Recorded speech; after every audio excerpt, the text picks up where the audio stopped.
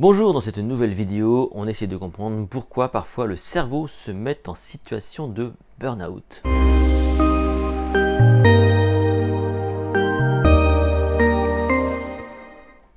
Le burn-out, c'est un petit peu le mal du siècle. Vous avez peut-être déjà vécu ça, ou vous avez certainement rencontré des gens qui ont donc vécu un burn-out.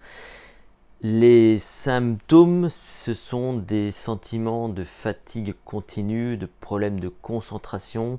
C'est un syndrome d'épuisement également. On part du principe que 36% des Français sont dans ce système donc, de burn-out, dans ce syndrome de burn-out, qui va donc aussi provoquer une forme de désinvestissement dans le travail souvent. Donc voilà, on est un peu au bout du rouleau et tout devient compliqué. Mais c'est vraiment cette notion d'épuisement qui ressort quand on parle donc de burn-out. Alors, pourquoi est-ce que parfois le cerveau se met dans cette situation de burn-out?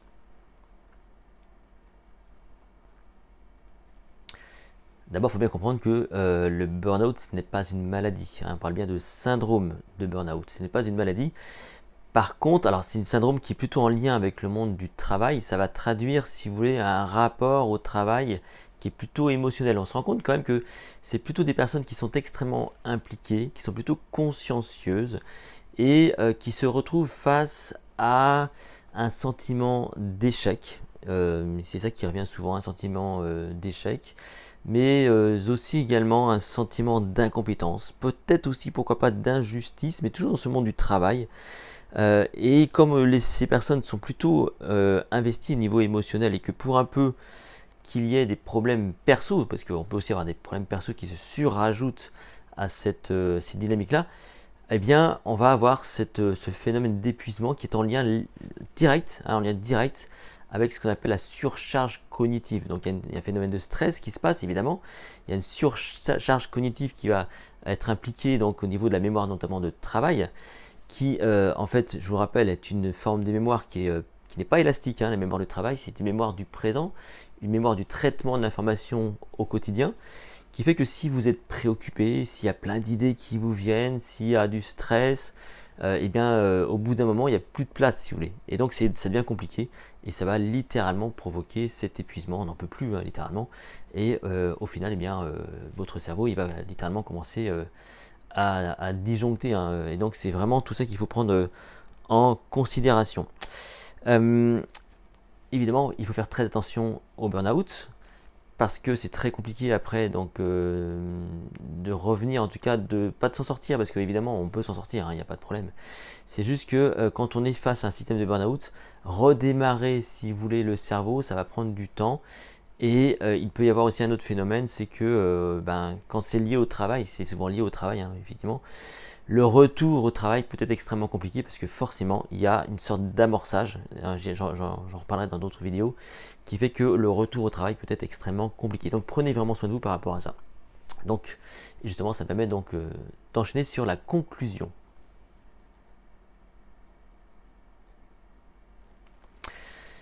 Le burn-out, il faut savoir le reconnaître. Si vous êtes victime du burn-out, si quelqu'un autour de vous est victime du burn-out, la première chose, c'est reconnaître qu'on est en situation de burn-out. Voilà, on est complètement cramé, on n'en peut plus, on est épuisé, donc les symptômes sont extrêmement clairs. C'est pas de la dépression, pas vraiment en tout cas, mais on est vraiment dans ce phénomène de désinvestissement. On n'a plus goût à rien, si vous voulez, en gros. On est fatigué. Donc il faut le reconnaître, il faut en parler autour de soi. Idéalement, il faut se faire aider par un proche, pourquoi pas, mais sans doute par un professionnel qui va vous aider justement à remonter la pente.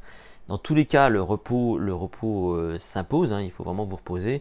Et puis aussi, à un moment donné, il faut que vous appreniez à prendre du bon temps pour vous, à retrouver des moments de fun, d'agréable, des moments positifs, pour contrecarrer, finalement, pour équilibrer ce phénomène de fatigue intellectuelle. Il faut que vous rééquilibriez en fait ces différents sentiments, parce que c'est quand même quelque chose de très émotionnel. Le burn-out, il y a un lien très fort avec l'émotionnel, donc il faut que vous arriviez à équilibrer ce passage un peu négatif par des passages peut-être plus positifs, et peut-être pourquoi pas aussi réfléchir à une autre orientation, car je vous le rappelle, c'est quand même encore en lien avec le monde du travail. Donc c'est soit parce qu'en face de vous, il y a un management qui ne vous convient pas, soit parce que le rythme qu'on vous impose ne vous convient pas, parce que tout simplement, il y a un écart trop important entre vos attentes et votre résultat. Hein. C'est typiquement le cas notamment dans le milieu social, quand on est face à on va dire des misères sociales et qu'on s'investit à fond émotionnellement et que les résultats ne sont pas là, on peut avoir effectivement ce phénomène,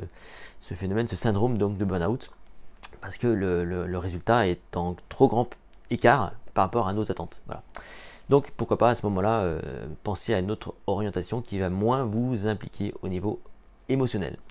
Si cette vidéo vous a plu, n'hésitez pas à la liker, à la partager, abonnez-vous à ma chaîne YouTube.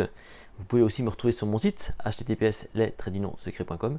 On se retrouve dans tous les cas prochainement pour une nouvelle vidéo.